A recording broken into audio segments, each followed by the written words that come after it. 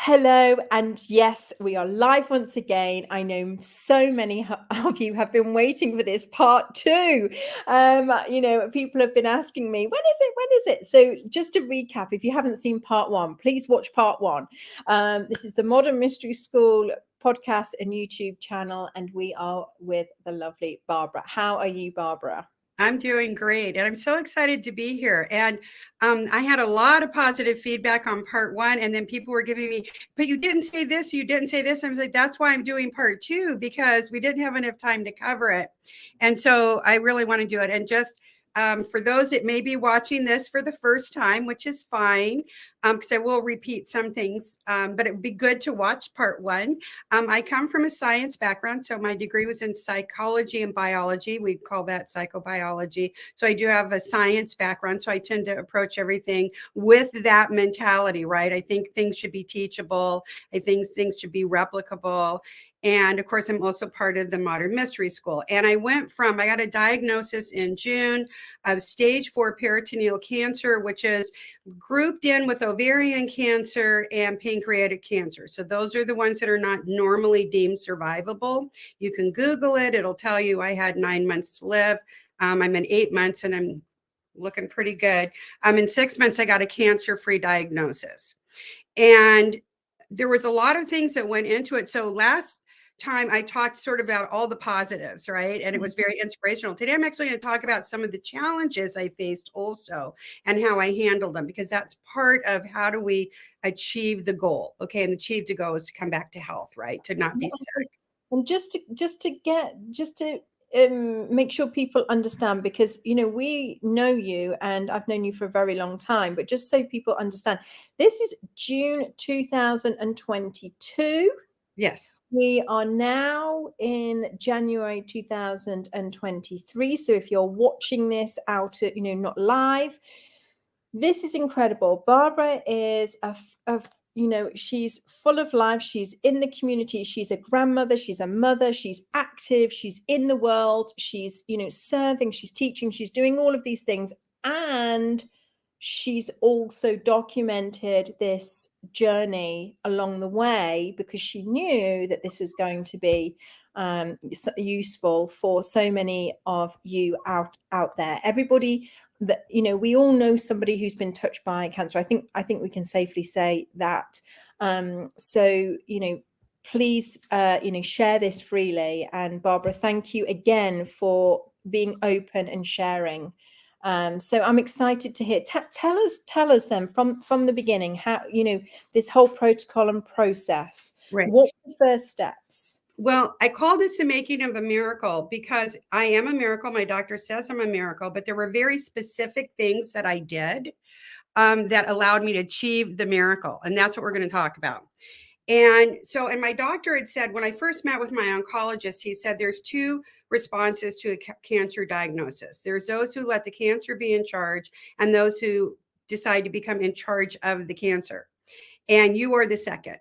And so I put some very specific things in. But the trick is that you need to actually be prepared to do this prior to the challenge.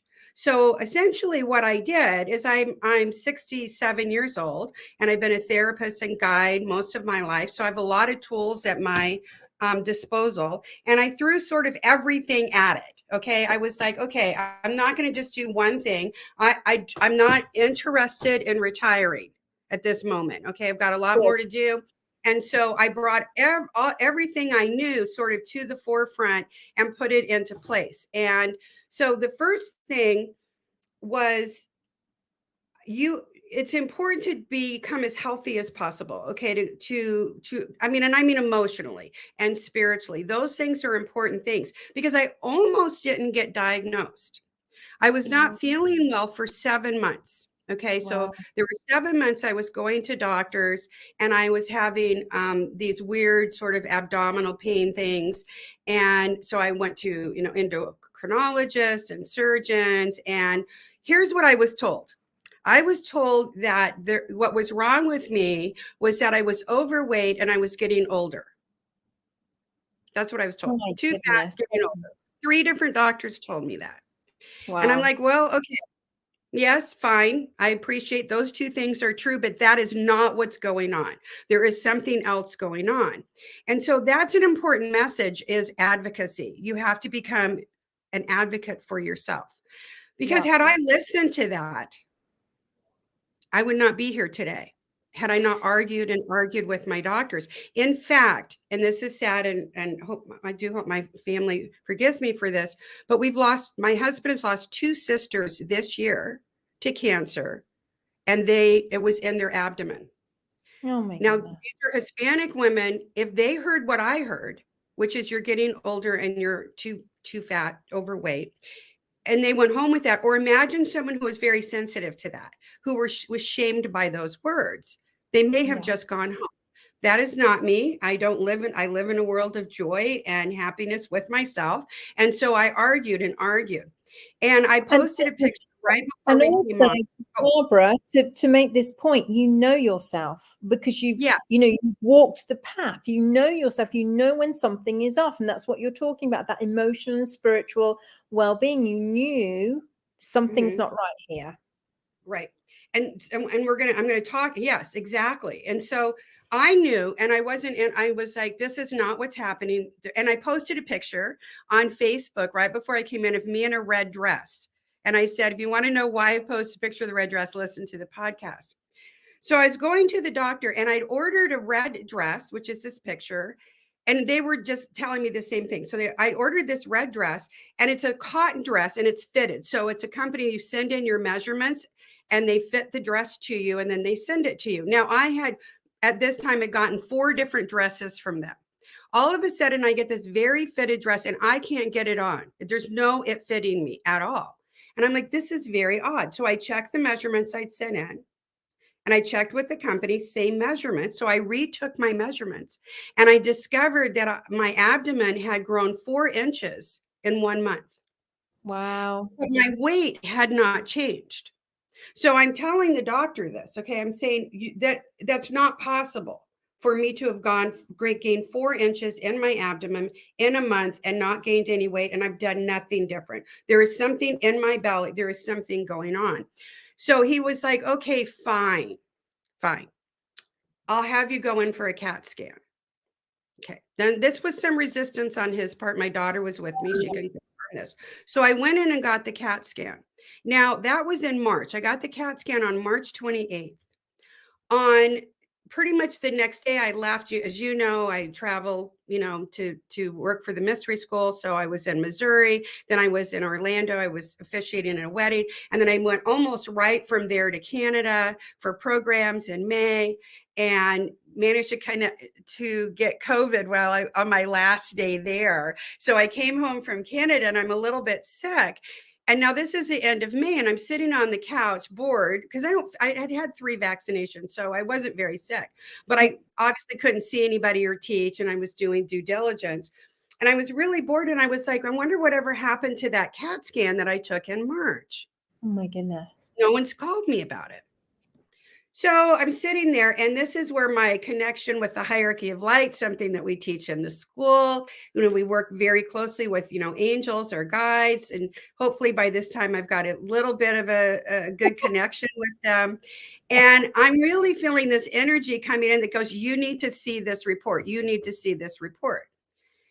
I'm like, yeah, I'm sure if it was important. So I called, and both my doctors that I was working with that would have had access to the report were on vacation. So I'm like, okay, whatever. And then, no, you need to get the report. You need to get the report. So I talked to a nurse and she goes, you can drive down and get it yourself. So I'm like, okay. So I put a mask on and I drive down and I pick up the report, and I'm sitting there, and there are words in the report that I don't recognize. I had to Google them. Yeah.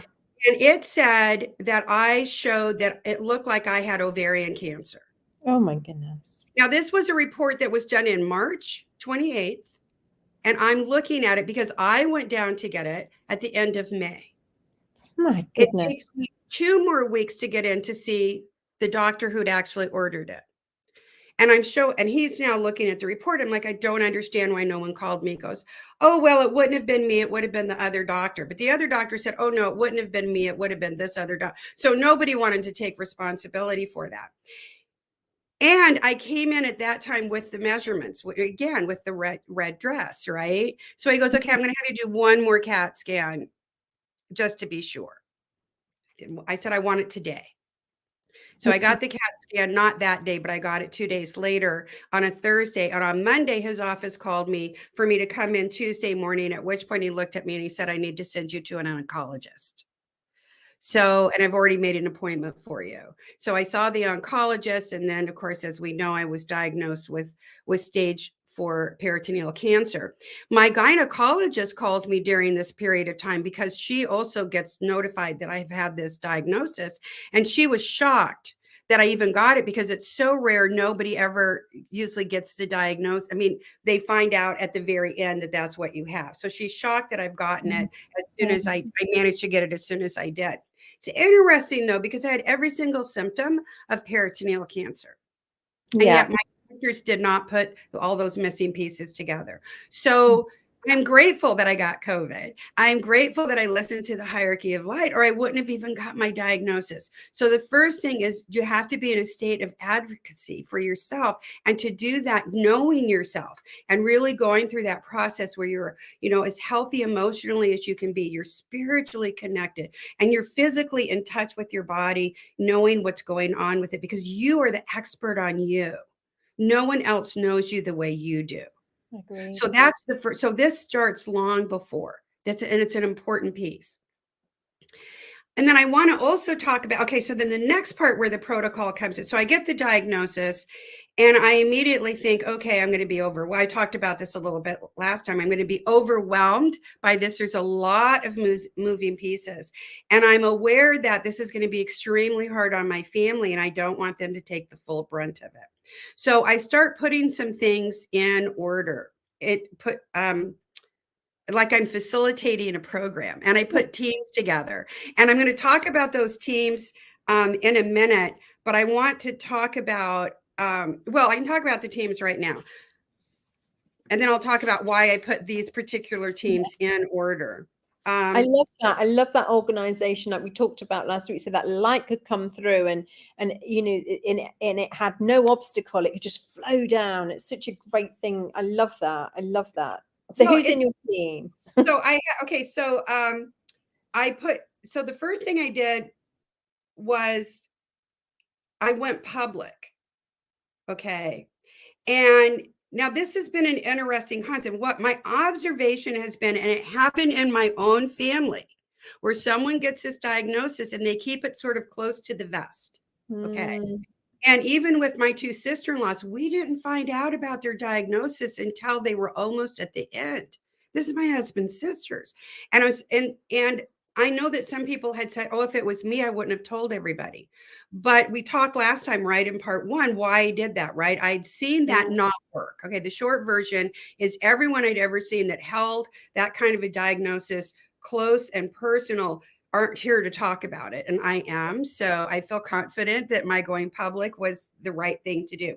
So at that time, a whole lot of people started saying, what can I do to help? What can I do to help? Now, I know for me, if I offer to help, I'm sincere in doing it.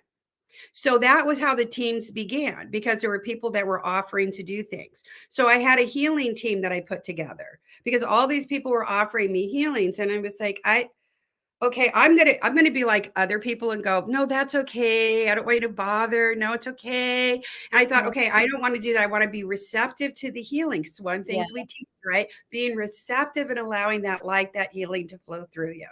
And so I called 3 of my really good friends in the school. I'll give a little shout out, Chris Elwer, Megan Davenport, and Sarah Smrega. And I said, would you guys head up a healing team for me? And so everyone who said, can I do a healing for you? I then referred them to that. I had another person. Now, everybody wants to tell you what to eat. Okay. You're going to get a million people that tell you what you should and shouldn't be eating. That's a really difficult thing to deal with, because when you're on chemo, you don't want to eat.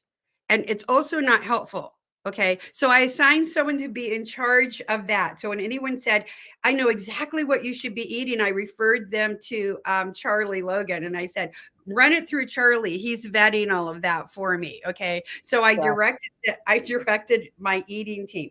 I had people that offered to drive me if I needed to be driven to places. Okay. So those people were on a team. I had another team of people that would take me to appointments. Now that team turned into be my daughter and Julie, LeBreton. Okay. They were not negotiable. They wanted to go to my doctor's appointments with me, and Julie wanted to drop me off. I also had another team that came around that did energy work in my house, so that the house was always really clear of energy. I'll talk a little bit more about that later. Bless you. Bless you. I did not sneeze for 6 months while I was having chemo. So interesting. Isn't relevant, but interesting, isn't it? Yeah. I also had someone who I called my junkyard dog. Okay. And that was the person who guarded me so that I didn't get overwhelmed. So that if people because everybody, people love you, they want to see you, and I want to see them, but there were times that wasn't an option and I couldn't field all of that. So I had someone in charge, and she liked the title. So she's okay. That was also Julie LeBreton, a little shout out for her. And she sort of operated as this guard that to get to me, you sort of had to go through her, and she would approve it. Because all of this is to keep me positive and joyful and okay, not isolated, but also not overwhelmed, right? You have to look at both of those. And then I had another person, Heather DeRocher, and she handled texts and phone calls that essentially were, how's Barbara doing? How's Barbara doing? How's Barbara doing? So, and then there was one day when I called her and I go, no one's texting me. And she goes, oh my, well, I got 20 texts today, so I can read them all off to you. So I put these different teams in place to sort of manage because if you're going to go public, then it's helpful to manage it so that you have people that are kind of in charge of all of these different aspects. And also because we have such an amazing community, and we genuinely love each other. I mean, we're not in each other's pockets, of course, we don't live in each other's lives, but we know each other, we care about each other. We're just naturally good and kind, caring people. That's the kind of people that are in the mystery school in any case. They just want to. I was going to talk about. Yeah, I was going to talk about who's your tribe and who's your community. That's on my list, right? Because perfectly, you really find out kind of who, and people help in little ways and big ways and all kinds of ways. But that was, and now part of what happened to me putting these teams in over, and this has to do again with advocacy and taking care of yourself. The first round of chemo that I got, okay, chemo in itself, when I got a port put in, so I didn't have to going into my blood veins. They went directly into a port. It doesn't hurt, it's fine, and they give you a ton of Benadryl. So I mostly slept through the 6-hour process, and I felt okay, a little tired, mostly from the Benadryl, but I felt fine. 3 days later is actually about 3 days later is when the side effects came in. And on the very first chemo treatment, when the side effects came in, by Sunday, I was so miserable. I just want to be upfront about this. I was so miserable. I said to some of the closest people, and not everybody knows what's going on at this point. Okay. I haven't completely, this is kind of in the middle of letting some people know, but I haven't done the Facebook post where I let everybody know. And I looked at him and I said, just plan the funeral for Monday. I'm done. I'm not doing this for 6 months. I thought I was a warrior goddess. I'm not feeling it right now at all. Okay. And so they were like, okay, that's not an option. So then is really kind of when the team started to go in, because this is when I went public and I went back to my doctor. And this is another part that's really important. You have to have an oncologist that you like and you trust and works with you like you're on a team together. Okay. Yeah. Dr. Newman, my oncologist, was amazing. He worked with me as though we were colleagues. Okay. And he was extremely invested in what was going on. So when I saw him the next week to tell him this, and this is another important part. We talk about documentation. I was keeping notes on everything that was happening to me in a book. I got a special book that I wrote down notes and questions. And then, of course, I also kept all my medical reports. I'm not going to encourage Googling so much. It's okay, but you're sort of better to talk to your oncologist because you need to find out specifically what applies to you. And Google is kind of scary. And I was really glad later that I hadn't really Googled what all does chemo do to you. Or I might have been, I might not have, well, I'm still me. I probably would have done it anyway, but I would have been a lot more scared doing it. And I talked last week that there were 2 pages of notes he wrote of the side effects that I never got. I Yeah. never got. Okay. Huge. So I mostly had about out of 8 days of not feeling great, there were 3, well, most of the 8 days, because after I went back and talked to him, he put me on some medication. He goes, I don't want you to feel like that. So he gave me some medication to deal with the nausea that worked extremely well. It made me very high though. So I was higher than a kite. And he also gave me some pain medicine, which is a whole nother funny story because, you know, we don't really do that kind of, you know, I'm a person who, you know, like I think about whether I'm going to take an ibuprofen or not. Okay. Yes. All of a sudden I'm getting like oxycodone and Tramadol and Xanax and all of this stuff. I'm like, oh my God, this is so many drugs. This is hilarious. I'm not sure what I'm supposed to do with them. And I had some resistance to taking them. Yeah, of Okay. course. And again, I talked to my doctor and he said, Barbara, you're 67. You're not a drug addict. You're not an alcoholic. You're not all of a sudden going to become a drug addict at 67. Don't worry about it. Take it as you need it. This is low on what you need to be concerned about, and you need to allow your body to be able to help heal itself. And it doesn't matter if you're not in pain or if you're not really sick. So ongoing conversation with the doctor. At the same time, I went to my healing team and told them, here's what I'm expecting. You got some of that information, I know. Here's what I'm feeling. Here's what I would like you to focus on. So every week, you know, Sarah would send me, so what do you want your healing team to work on this week? Okay. And then I would tell them, work on this, or this is where I'm having, or this is the issue I'm dealing with. And I could 100% tell the difference. Then I had a little guilt. I said, oh my gosh, I can't believe all these people are doing this for me. I feel like I'm this big burden. Am I a burden? And Sarah said, Barbara, there's so many people working on you. Honestly, they're working on you like once every other month, if that. Okay. Enough people have volunteered. Please don't worry about it. Everybody loves you. Everyone's happy to do this. So again, it's really, you have to be accepting, right? Yeah. Of letting people do this for you. They want to do it. No one looked and said, you feel like a bird. They were like, can't. In fact, the biggest complaint I got was from people saying, I haven't done anything for you. Are you sure there isn't something I can do? And I'm like, I'm good. I'm good. Everything is being taken care of. Like, I'm out of things to ask you to do, but if I think of something, I'll let you know. Okay. So people really do want to help. So keeping the documents, taking the medicine, but really ongoing conversation with your whole team. And I also let all my team members know, for the most part, what was going on, okay, with some exceptions, okay. Now, on my team, I also picked a person I could whine to. Okay, yes. Now, by nature, I'm not a huge whiner complainer, okay? By nature, I tend to be a cheerful person. But going through chemo is not a walk in the park, even for me. Even though I had I did fairly well with it. There are days where you're not a very happy person. You're having a rough time.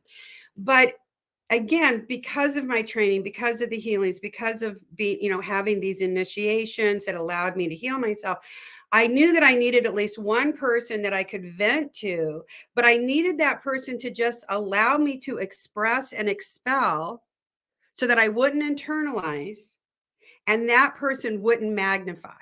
Yeah. Okay, wouldn't magnify or get on a pity party with me. Okay. They were just there that I could express to so I could release this. And that I don't think that can be your family. It needs to be somebody else. Okay. Because again, part of this is I'm trying to protect my family. I mean, here's my husband is dealing with 2 sisters and a wife at the same time. I don't think that's fair for anybody. And my daughters, and my son, dealing with their mother and trying to be positive. I don't want to, they can't be the person that I whine to. That's my feeling. Other people might feel differently, but I picked someone that I knew could handle it. Actually, people that I could just kind of on the rough days call, and they weren't going to make it, into a bigger deal. And then I did talk about the little notes that Julie had got for me that I was going to take when I got depressed. And so depressing wasn't really a part of it. Another thing that you need to have on your list, and you can appoint a person to do this for you. I had one of my students actually came over and she did a spreadsheet for me, Fran Polychronolopoulos. So I'll give her a little throw out on the medication I was taking, because during chemo week, I was on like 10 different medications and it was complicated and it would change every day. Okay. I would start out with one amount and then on this day I wouldn't take it and this day I take it. And there is something called chemo brain, because you're on a lot of medications. Your thinking is different. It's very different. And you forget things. I could literally take a pill and then not remember whether I'd taken it or not. And so she was looking at my handwritten note going, oh my God, Barbara, how do you even do this? And so she put together a spreadsheet for me that was printable so that I could, every time I would take a pill, I would check it off for the times and everything so that I would remember to do that. Because you're taking fairly strong drugs. You don't want to overdose on them, right? Very smart. I like that. It's very really clear. Yeah, every single day. So I had a checklist that I could look at it.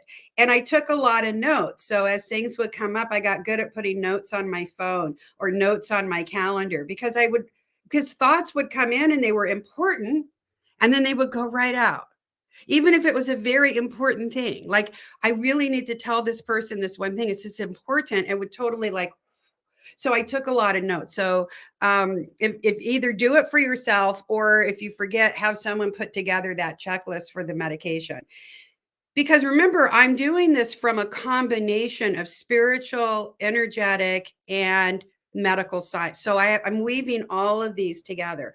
They are all critical. What I said last week, and I want to reiterate this, is that from the person living in the body going through it, what I felt like was that the chemo was coming in and all of the healings I was getting was keeping the rest of my body okay, so that the chemo could just do what it was supposed to do. There's a problem with chemo, right? Is it's pretty lethal. And so people get afraid to take it because it's like, okay, we hope it kills the cancer before it kills the patient. Well, yes, exactly. I did not have that experience. I want to say it was a walk in the park because there were days, but in truth, every month I had probably, if you total it all up, about 6 days where I was not the happy, I was uncomfortable. I was having some kind of effect from the chemo. Mine mostly was I had pain, I had neuropathy, which, by the way, my doctor told me once you get neuropathy, it never goes away. Mine did. Wow. I have a tiny bit left in the left heel of my foot. And it's pinging me today. So I feel confident those nerves are about ready to wake back up. So it feels a little bit like when your foot goes to sleep. So I did have, and then I had, of course, the nausea, or just in general, not feeling very well, feeling very, very fatigued. But I didn't have a whole lot of the other indicators of other people. And like I said, mine didn't last. Yeah, that's tremendous, because I think, as I've said, I think we've all been touched by somebody who's been through chemotherapy or knows, and we can see the devastating effects that it has. Even though when that might be somebody's only option.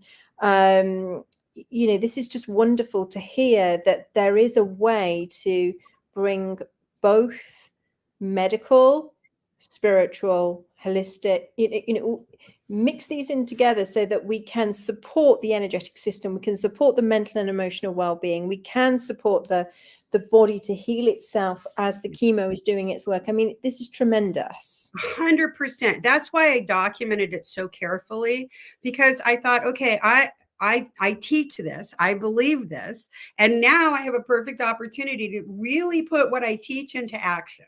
Okay. And I wanted it to be really well documented, because I wanted it, because my thinking was that if this works and it looks like it will, then I want to be able to teach this to other people so that they too can move through this. The kind of cancer I had, if it was chemo or nothing.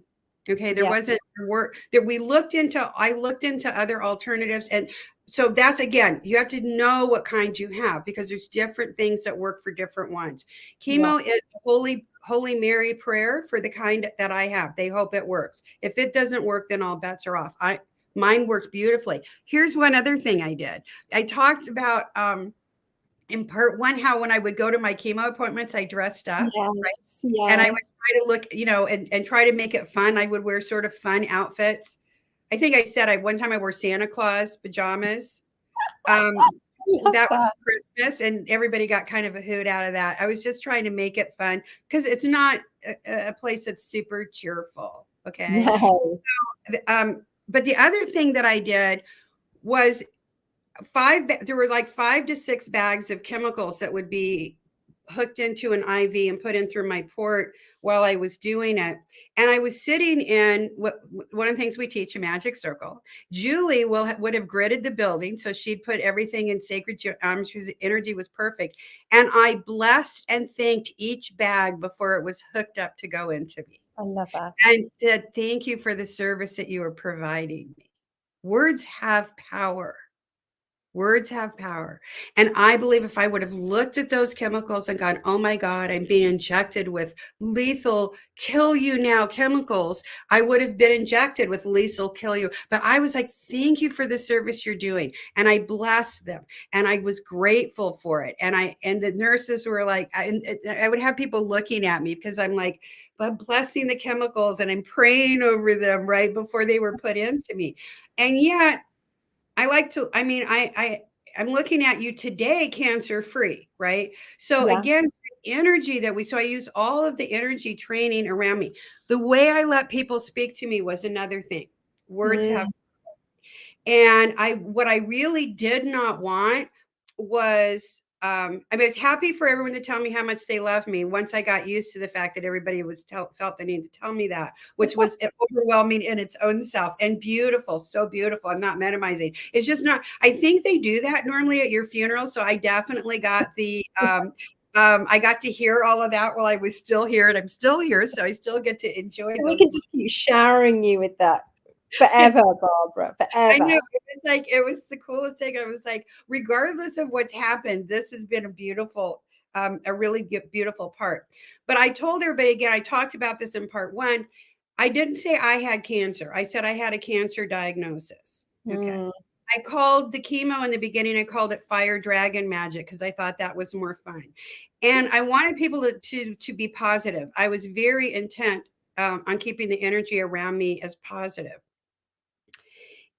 There are times when I was in my pajamas for days. It's true. Okay. Especially during chemo week. There were days where I wasn't. But when I went out, and one of the things that I learned about in paying attention to this, when I went out in public, I had all these fancy hats that I would wear. But the truth of the matter was that everyone essentially would look at me and go, gee, I wonder if she has cancer. That's the energy I could feel with people. Like if I was in the grocery store or we went out to the theater or whatever, we tried to go to places where there weren't too many people. And I was like, okay, I'm not okay with this. I don't want random people sending pity energy my direction. I'm all about the energy. So that's when I got the super fancy wig that you see me wearing today. Love and it. learned how to put on fake eyelashes. I love that. You look Now fabulous. that was me, but it made me feel good. Yeah. And it meant that when I was out in public, I was treated like anyone else. Not that I didn't pull the card a few times, like when I wanted to get, after the hurricane came and I was trying to get my car scheduled in, I did mention that I was in the middle of getting chemo. And so I got my car in really fast, and they did a really beautiful job fixing it. Yeah. There might have been a couple other times that I mentioned it. Though it was funny because when I would say, you've been diagnosed with cancer, I'm on chemo, everyone just said the same thing. You do not look like you're getting chemo. And you can look, I posted pictures of myself through the whole thing right on Facebook. So yeah. you can see that journey. And so again, that's just something that, it made me feel better. And I wanted the energy again around me to be really positive. So we learn in the school tools, okay, that help us keep the energy around us as clean as possible. So that was high on my list. My house, I had a whole team of people that came every single week and did energy work at my house to make sure the energy was really positive. Julie was doing it literally where I was getting, so she wasn't allowed in the back room, so she would drive around the building and do it for me, to keep that energy. I was doing my own energy work. These are tools. These are all things that are teachable. And also, Barbara, on that note, I think, just it's your level of awareness. Correct. And, the training that you have undertaken and the discipline over the years that you've implemented this, is your awareness is it's huge.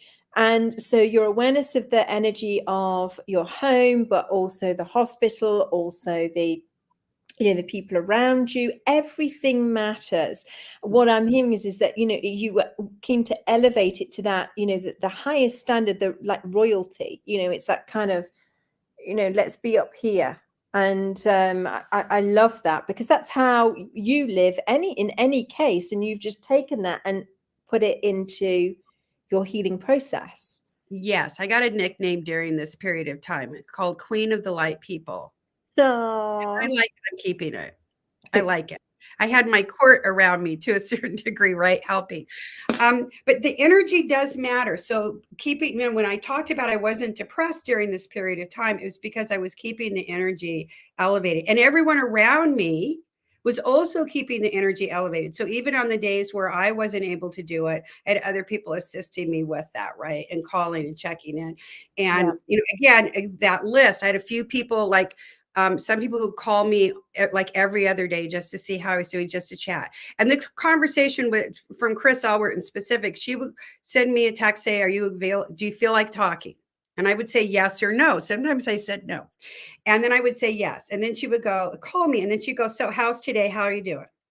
And whatever I wanted to talk or say was fine. It didn't have to be a really long conversation. She was just checking in. Sandy Shavat in Oregon was another person who would check in almost on a very regular basis and send Ensofic Healing.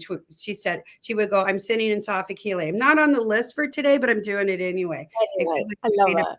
Right? All amazing people. I'm smiling because I know them all. So that's why for the people at home, it's like they're good, just amazing people. Well, I have to write a book, and half the book would be the names of all the people that I need to give a shout out to, right? I had conversations, of course, with Dr. Ann Donnelly.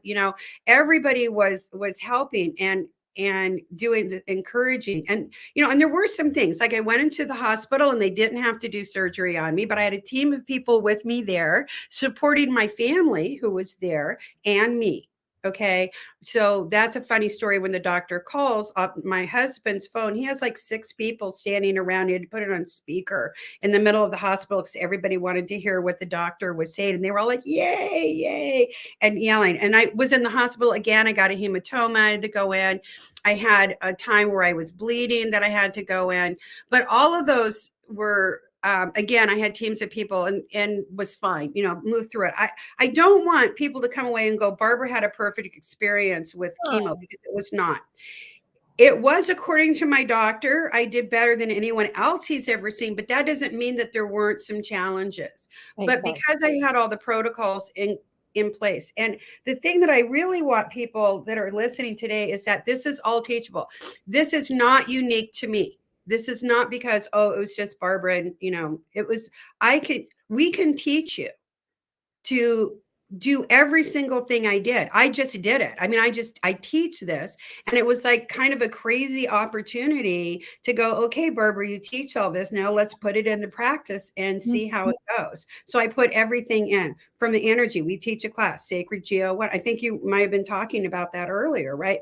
We have classes that teach people how to do it, Empower Thyself, the initiations, Know Thyself, Kabbalah.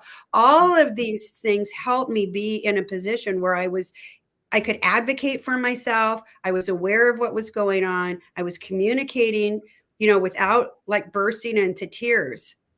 I was able to share the information and then come up with results and look at what's going to work.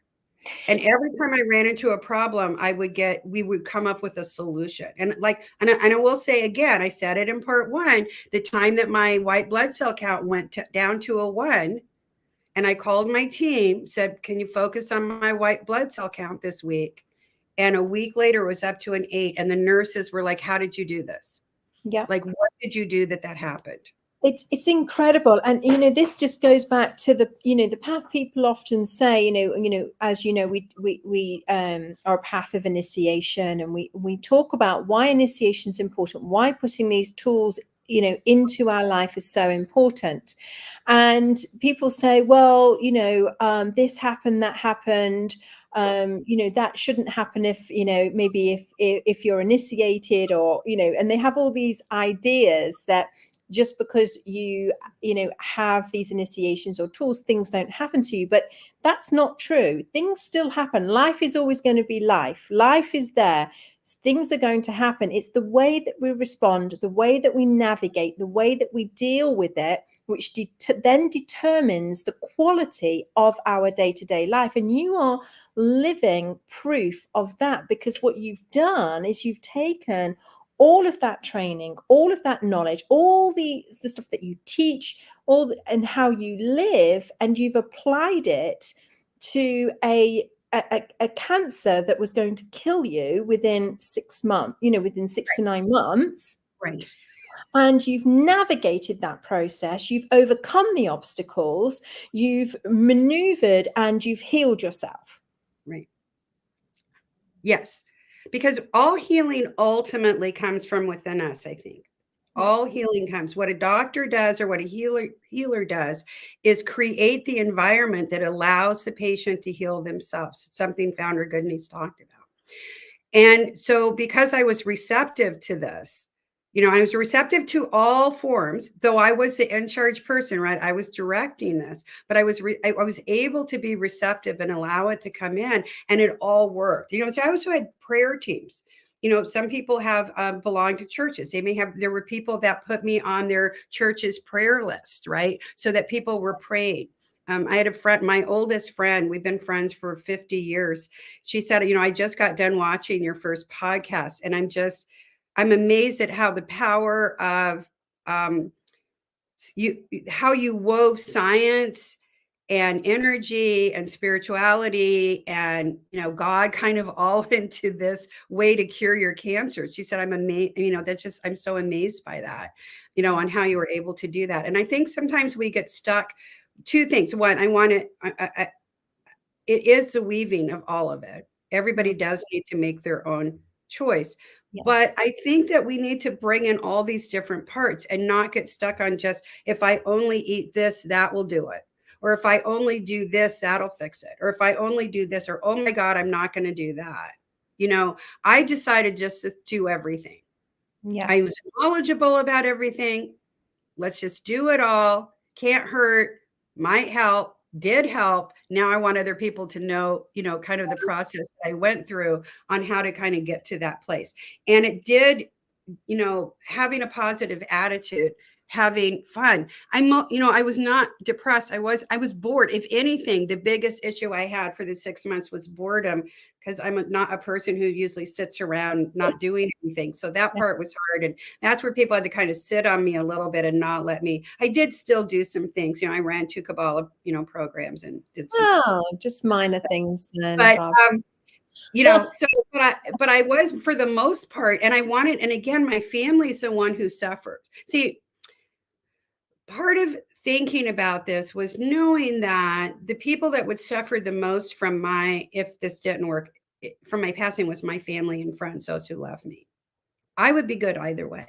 Either I would survive and be good, or I would pass on to my next adventure and be good. So this was not, I was not the one that was going to emotionally suffer the most. It was my family. And so I was also, part of this was protecting my family. And I mentioned last time that my daughter wrote a lovely post on her, Facebook page about how grateful she was to the community that surrounded me, because it had made this journey easier for them. And my niece, who's a nurse, we were just at a quinceanera yesterday, so pictures will go on Facebook on that shortly. And she's a nurse, and she also worked for my doctor, Dr. Newman, my oncologist. And she said, so she was saying, I want you to say, I've got some more things I want you to add, which hopefully I did. I'm sure she'll let me know differently. But she said that it was so interesting to watch this juxtaposition of me who went public, who added all of these things in, let everybody help me, let all this energy come in, versus our not knowing with our other family members, right? And not being able to be there for them. And that's what had started my story, and why I did it was all those years ago when I saw that woman who worked for us. I shared it. She had cancer. We ended up getting her fired at that job because she wasn't doing her job properly, and then felt so bad later when we found out why. And I thought, I'm not going to be that person. Yeah. I'm going to let everybody help. And that had set, in some ways, this decision in motion, going forward. Let me check my notes. Yes, please. Let's make sure we've covered everything. So I really love it that we've got, a teams in place, and I suspect that people can contact you, can't they, Barbara? At some point. Yeah, with questions. Yeah, I mean, certainly. I do feel some. I've already had some other people ask me to come on their podcast, but I also feel like probably I need to write this in a book of some sort, because I think it is sort of a practical application. One of the questions I would ask people listening to this is, who is your tribe? Do you have a tribe, and who is your tribe? Mine was made up, of course, of my family, of my community, of the Modern Mystery School. Just makes it a pretty big tribe since we're an international school, and I pretty much know everybody in the school. So it was sort of a big tribe. But everybody has a community, and and can look in that and be thinking in those terms. I cannot, though. There was conversation with, founder Goodney, about what can we do in terms of the healings with Barbara. And he did say, she can handle any healing we toss her direction, because she's had the initiations and the healings and all of that to support that. Okay. Yes. So I was able to do that. But all of us can do this. All of us can, again, I'm not unique. There was nothing special about me other than I had done a lot of work, and then I put it all into practice. So so energy, all of those things are just critically important. And that's kind of the list. And also knowing that that was the other thing I wanted to address. I still have a little chemo brain. It's not gone yet. So thoughts occasionally flit in, and then they flip back out. It is just so important, though, to have the understanding so that you can advocate for yourself, right? So that you know yourself, and you can go out and go, here's what's going on, here's what I need, and have some clarity on that. And I am not a person who is shy or retiring. So I may have yelled at doctors in the past, but I don't think I would have been as successful as I was. Because this time I went in and there was no yelling. There was mostly direction, and then me deciding what was going to happen. Okay. But I came from a very positive place. And I know that my oncologist I worked with, he calls me his favorite patient. I mean, but we worked well, because remember, I had that notebook. So I would go in with my notes, and I would go, here are the 5 questions I have, and here are the things I want to cover today. And he would go, okay. And he'd start pulling up my charts, and he would look at it, and he would spend this time with me, because I wanted to be very specific. And then I also wanted him to have enough information. And then I would do the same thing with my team. So those are important things. Does anyone have a question? Haven't got any questions that have come up as yet, but what would be your, for me, just a question that somebody asked me, in passing, is if somebody has someone that is going through chemo right now, and they're not sure how to share about, holistic or, energetic work, how would you explain it to them? Is there an easy way that you would, open that door? I'm going to quote Ipsissima Sedetto, who once said, when someone's, is having an issue, you can just look at the person. I have something that will help. Yeah. I have something that can help. And I think that's how you address it. I mean, obviously they can share this video, and have, I know people have already sent it out to other people that are going through this. And perhaps it is a leap of faith, right? But I took a leap of faith, 15 years ago when I started working with the mystery school, after there was a miracle with my own son, right? And so I thought, okay, I need to know more about this, because the school literally saved his life 15 years ago. And I was like, okay, what just happened? Remember, scientist here, what just happened? I need to know how this works. I don't want to hear about any woohoo thing that just, see yourself surrounded in white light. Sorry, I don't want to be mean, but that wasn't going to work for me. I'm much more pragmatic. And so there was actually a specific thing that was done and it worked. And I was like, I need to know how to do that. I want to know more about it. So that was how my journey began. So in a sense, 15 years ago, I saw a miracle. 15 years now, I've had another miracle. Then that was myself. And so I think you can only share from your personal experience and say, this has really helped me. This has helped me move through the challenges in my life. I had a student call me once that had taken a number of classes with me, and there was a very big dramatic thing happening in her family at the time. So the whole family was in crisis mode, and she was a person who would have normally joined right in to crisis mentality, which is not necessarily solving issues mentality, right? It's sort of making it bigger.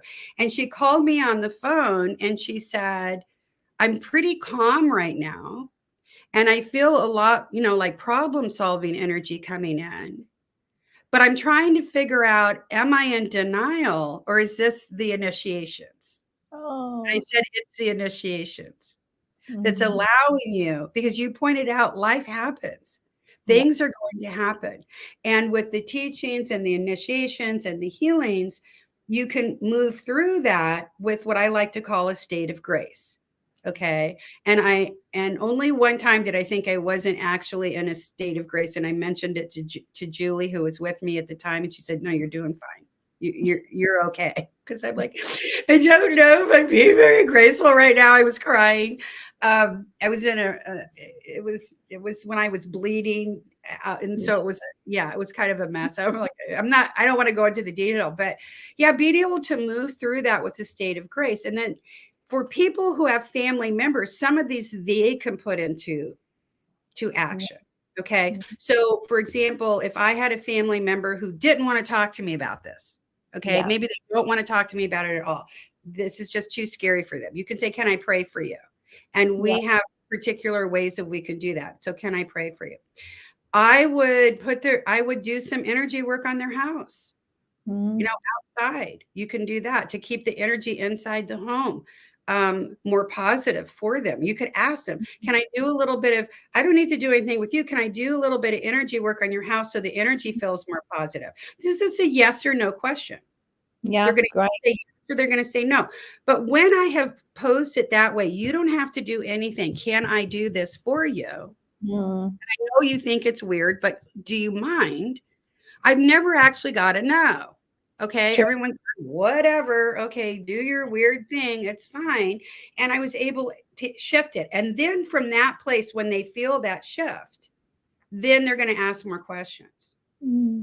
So you ask, I have something that will help in a variety of these different areas, whether it's from the energy, it's from the healing, it's from, of course, if they're well enough, but if they're in the middle of it, just say, I've got some things specifically you can do. Or Barbara said, are you talking to your doctor? There's a lot of medications that can help if they only want to go from that aspect. I've seen people that have nothing to do with what we do also don't want to do chemo, and I feel their pain. Remember the first weekend I had it, I was like, okay, I'm not doing this for 6 months. No. Or however long it's going to take. I don't want to, this is horrible, but I fixed it. Okay. I got very proactive and figured out solutions. Oh, one other thing I want to say about food that I didn't mention. Everybody wants to have an opinion about what you eat or don't eat. And of course, eating really healthy obviously would be a good thing to do. Here's the problem. First of all, when you're doing chemo, you don't feel like eating. Secondly, very many foods you go to eat taste different. Okay. So the flavor, the chemicals in your body, so you think you may like the flavor of it, you go to chew it and you're like, oh no, this is not working. I cannot eat this. So it becomes a challenge to find something that you will eat. And that's important. And sometimes it may not fit the protocol of a perfectly healthy diet. And I asked my doctor about it also, because I said, one of the things is he didn't want me to lose weight while he was doing chemo, which is hugely hilarious since this whole thing started with the reason you're sick is because you're overweight. And then I have a doctor, it's like, I don't want you losing weight. It's not a good sign. I'm like, getting kind of different messages here. But I talked to him about it because one week I went and I said, the only thing I wanted to eat this week was macaroni and cheese and hot dogs. He said, then eat it. For the rest of your life. Don't go crazy. If that's the only thing you can get down, then eat that. That was only 1 week. Then the next week, the only thing I wanted to eat was yogurt. So, it changed. And my husband got really, really creative of trying to figure out what I might like and what I wouldn't. And it was hard because even if I said I wanted it, I might not like the flavor of it. So, So people, I know everybody wants to be really helpful with telling you what you can eat and what you can't eat. I'm just saying, try to back that down a little bit because you're talking to someone who doesn't want to eat at all. Yeah. Doesn't probably want to hear it. And what you're recommending, it may taste terrible to them. Yeah. And they're not going to be able to eat it. So that's a time where you just kind of go do your best.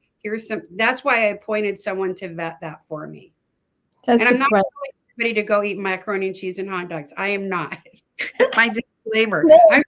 For some reason, it was the only thing I wanted to eat. I don't know why. I haven't eaten that since I was a kid. Maybe that was why. I don't know. Yeah, I mean, there's so many aspects to this, and we're just coming to the end of the time now, and I feel like we'll have to have another chat at some point, as to log the journey and to all the things that happen afterwards, because something that is also happens to people after they've had this experience is they can feel a lot of loss or not know where they are in life and all these different types of things. And I know you are very clear on who you are and what you're here to do and the mission. So it will be wonderful if we can continue to log this. Because that is a whole different process. And the first time I actually got depressed was probably after I was told I was cancer-free. Yeah. Because I still didn't feel great. Yeah. It takes a while for the chemicals to get out of your system. And so I was like, oh, this is very interesting. So then I had a whole different thing I had to start on looking at now. How do I deal with this? Because this is completely different. I won the race. Now what do I do? Because I still don't feel I can't. It's not like the next day of getting a cancer-free diagnosis, you get to go run a marathon. It doesn't work that way. You still have to recover now from what you went through. So I'd be happy to do that. Thank you. And I'm keeping notes. Yes, good. Please document it all. Thank you so much for sharing again. And we will be back with Barbara documenting and hearing about her journey, because I know this is so important to so many out there. So it's great for people to hear, great for people to have this as a reference, just to keep popping in and out of it. And Barbara is open to questions. So you can email me anytime, kate@modernmysteryschooluk.com. I can field those for Barbara so she doesn't get, overwhelmed. But please ask. And I know Barbara will do everything she can to answer and help you. So thank you again, Barbara. Thank you. Lots of love. Take care, everyone. Thank you for tuning in.